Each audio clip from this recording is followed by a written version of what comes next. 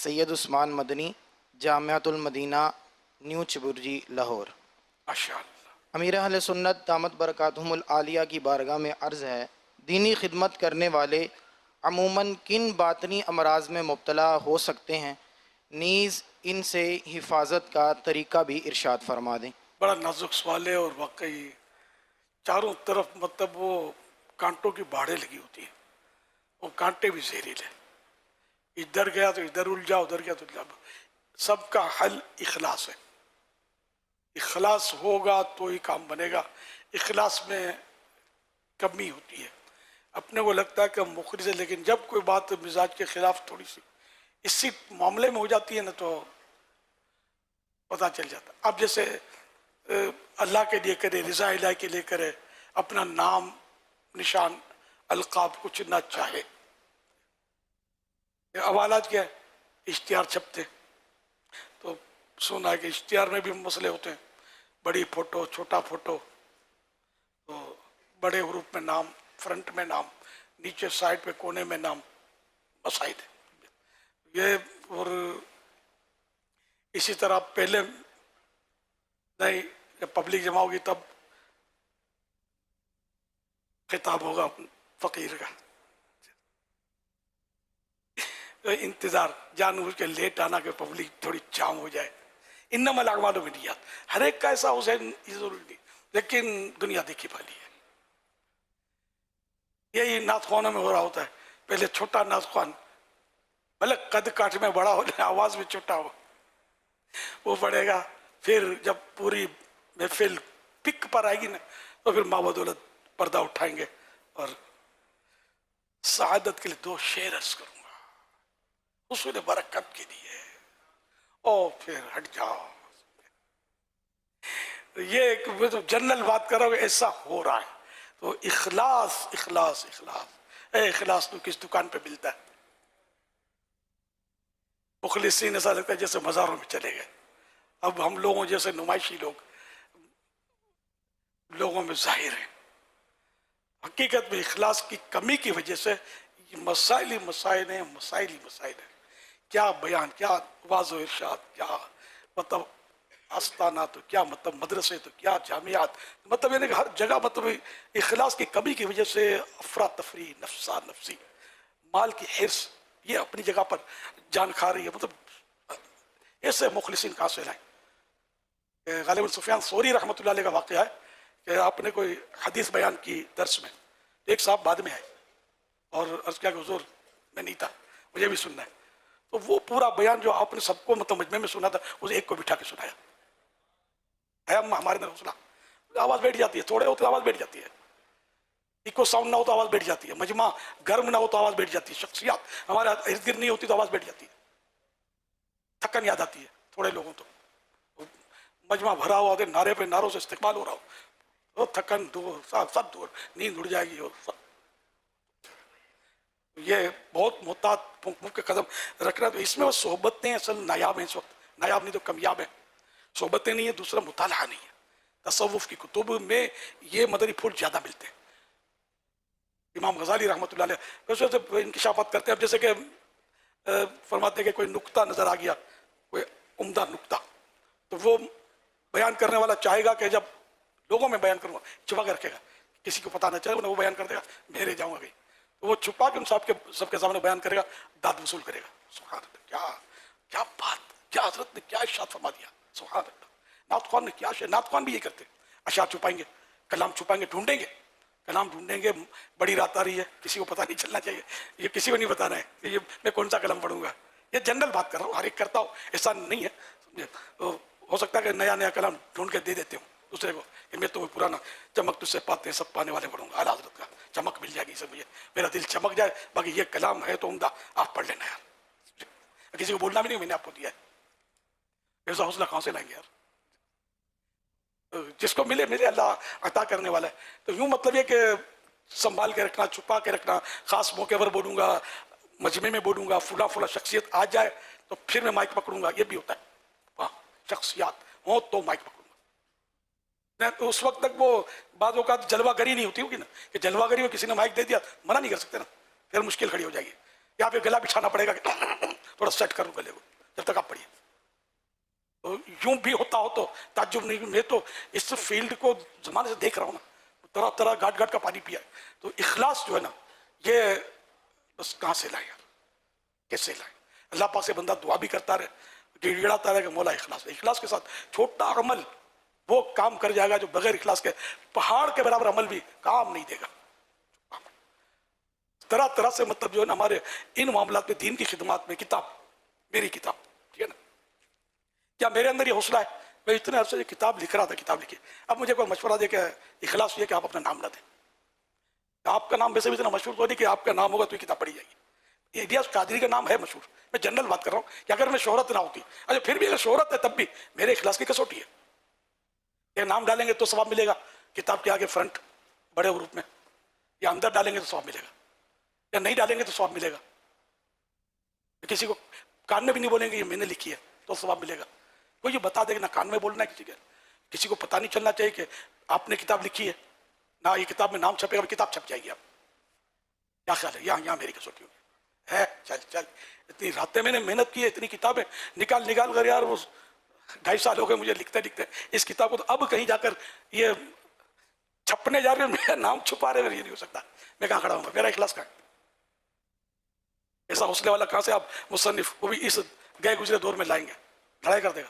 میں جنرل بات کر رہا ہوں، لڑائی کر دے گا. ادھر میں نے کلام لکھا، میں نے نعت شریف لکھ کلام لکھا. کیا میرا حوصلہ ہے اس میں کہ میں اپنا تخلص نہ ڈالوں؟ عطار والا عطار ڈالتا ہوں نا. کیا خیال ہے اس میں؟ اچھا اپنا تخلص ڈالنا کوئی غیر بے اخلاصی کی دلیل نہیں کہہ سکتے. رضا علازت بھی ڈالتے تھے. اب میں رضا بنوں تو ہوں نا، رضا کے قدموں کی دھول تک تو پہنچوں. رضا بننا تو بڑی دور ہے. تو یہ کہ وہ رضا جس کا نام ہے مخلصین کی صف اول کے مطلب ایک فرد ہے. میرا نام یعنی میری حالت یہ ہو کہ میرا لکھا ہوا کلام اگر ناطقوں پڑھے اور تخلص نہ پڑھے جس میں عطار بولا گیا ہے تو میرے دل میں رنج کی کیفیت ہو. یار لوگوں کو پتا کیسے چلے گا کلام ہے کس کا؟ محبت عورت کا ہے. میرا یار یہ نعت لگتا ہے سیٹ نہیں ہے مجھ سے یار، میرا وہ مقطع نہیں بڑھا اس کا.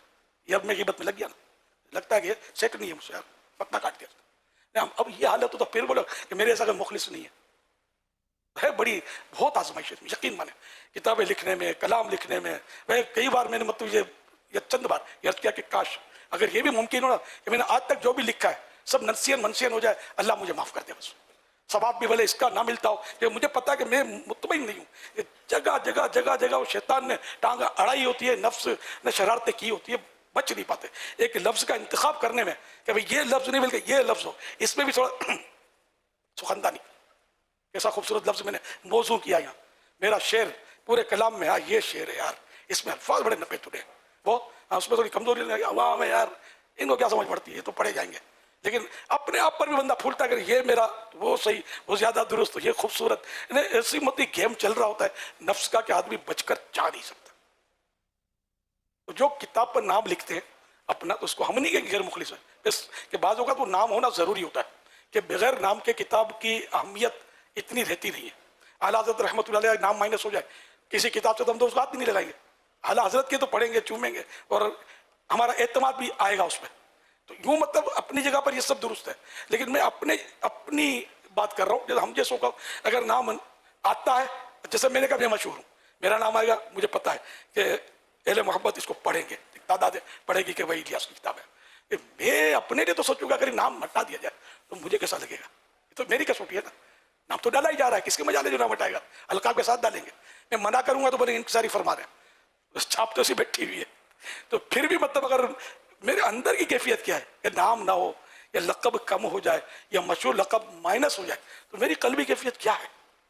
یہ تو مجھے میرے لیے غور کرنا ہے. جیسے مقطع میں عطار کا میں نے مثال دی آپ کو، کہ مجھے غور کرنا ہے کہ میری کیفیت کیا ہوگی اس وقت. یوں مطلب یہ کہ کیا کرے یار آدمی. حالانکہ میری کوشش یہ ہوتی ہے میں اپنی کتابوں کا، آپ کو پتا ہے کتابیں تو میری طرف منسوب ہیں، تو میں ان کا اعلان کرتا رہتا ہوں آج سے نہیں برسوں سے. تو یہ کہتا ہوں مکتبۃ المدینہ کی فلاں کتاب، یا آپ نے اگر کبھی نوٹ نہ کیا ہو تو الحمدللہ. میری کوشش بھی یہ کہنے میں مجھے تھوڑا یوں کہ میں نے یہ کتاب لکھی، میں نے وہ کتاب لکھی، وہ خرید لینا، یہ میری کتاب ہے. اس طرح کا انداز نہیں ہے. یہ میرا شاگرد ہے، یہ میرا مرید ہے. شاید اس طرح کی باتیں بھی آپ نے مجھ سے نہیں سنی ہوگی. آپ کہتے ہوں تو الگ بات ہے، میرا شاگرد ہے. میں الحمدللہ کوشش ہوتی ہے کہ مجھے اس میں بھی بڑائی لگ رہی ہے. مرید نیچے، پیر اوپر ہوتا ہے. अंडरस्टूड है। तो किसी को कहता है ये मेरा मुरीद है, इसका मतलब मैं इसके अपर हूँ, मैं ऊपर हूँ। ये मेरा शागिर्द है, इसका मतलब मैं इससे ऊपर हूँ, मैं उस्ताद हूँ। तकसीम तो है नहीं है। तो अब अपने मुंह से कहते हुए बिला जरूरत हत्ता इम्कान मैं इससे बचता हूँ।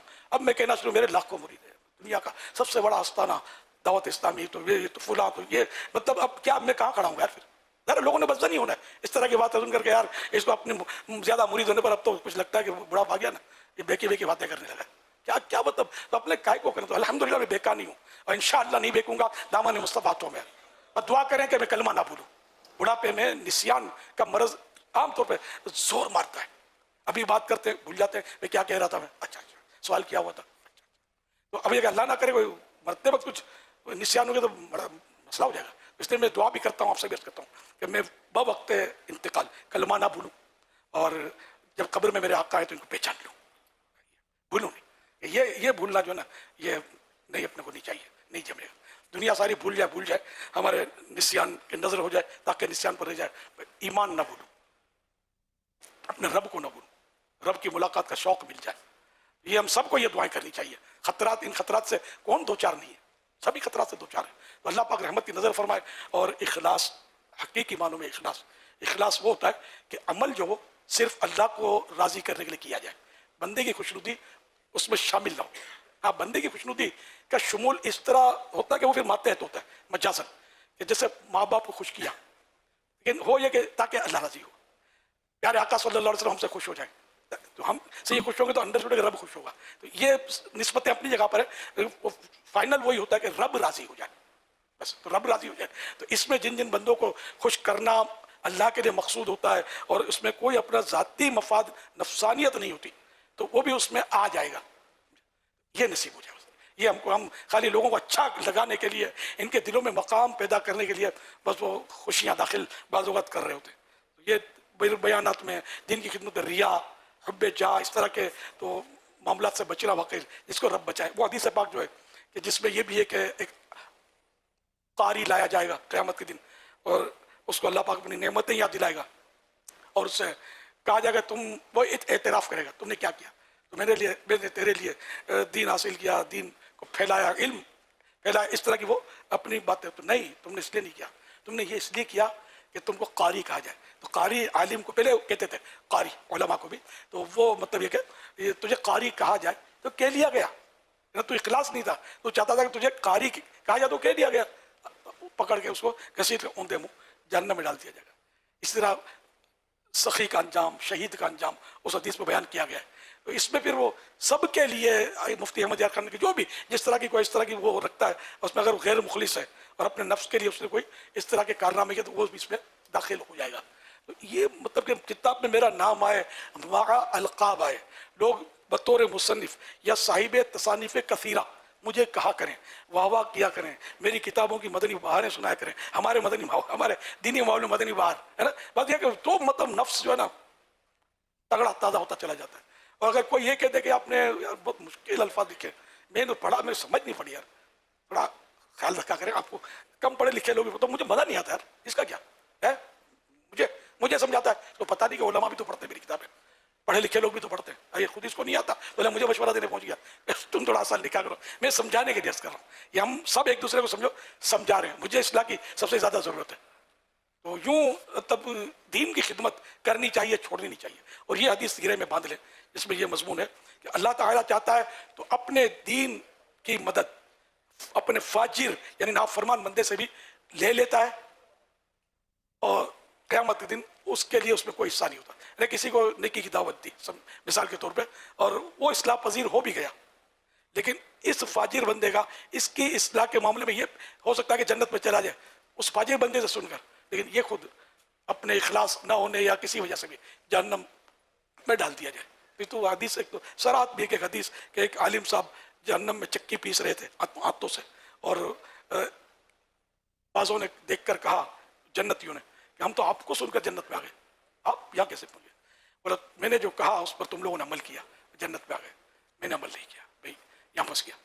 ये अल्लाह पाक की खुफिया तदबीर, उसका छुपा फैसला हम में से कोई भी नहीं जानता कि क्या है। खाली भूलते रहें, मेरे लोग इतना मानने वाले, इतने हाथ चूमने वाले और मेरे सामने हाथ बांध कर खड़े रहने वाले, कोई नहीं बचाएगा। सिर्फ रब की रिजा हासिल हुई تو ہی بچت ہوگی، ورنہ دنیا ادھر کی ادھر ساری قوم جبین عقیدت جھکا دے کچھ بھی نہیں ہونا، یہ بالکل بھول جائیں اس کو. بس جو چاہے گا وہی ہوگا جو رب چاہے گا. تو ہمیں صرف رب کو راضی کرنے کی طرف متوجہ رہے نا تو ساری منزلیں آسان ہیں، ورنہ ہم دیگر منزلوں میں بھٹک رہے ہوتے ہیں، اصل منزل کی طرف رخ کرتے نہیں، اور یوں ہم لوگ ناکامی کا شکار ہوتے چلے جا رہے ہیں. اللہ کرے دل میں اتر جائے میری باتیں تو میں بھی کرتا ہوں، اور ان باتوں میں بھی وہ شیطان نے وسوسے ہی ڈالنے کے یار کیسے کیسے پوائنٹ آؤٹ کیے، سوچ رہے ہوں گے کتنے نکات بیان کر دیے منٹوں میں. یہ بھی حملے شیطان کے جو آپ کو بتا رہا ہوں کہ آپ اس طرح کی اگر باتیں بھی کریں گے تو اس میں شیطان تو آپ کو سمجھو لفظ بعد میں نکلے گا، پہلے سے الرٹ ہوگا، یہ آپ کو پھنسانے کے چکر بھی رہے گا. پھنساؤ پھنساؤ پھنساؤ. اللہ پاک ہم سب پر اپنی رحمت کرے، ہم سے راضی ہو جائے، اور بس ہم کھوٹے سکوں کو قبول کر لیں. صلو علی الحبیب صلی اللہ علیہ وسلم.